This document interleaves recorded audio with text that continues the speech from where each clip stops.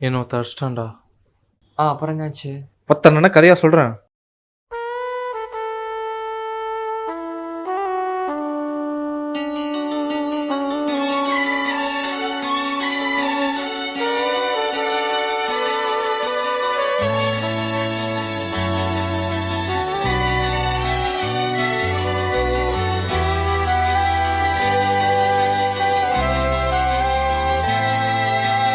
April மேயிலே பசுமையே இல்லே காஞ்சு போச்சுடா.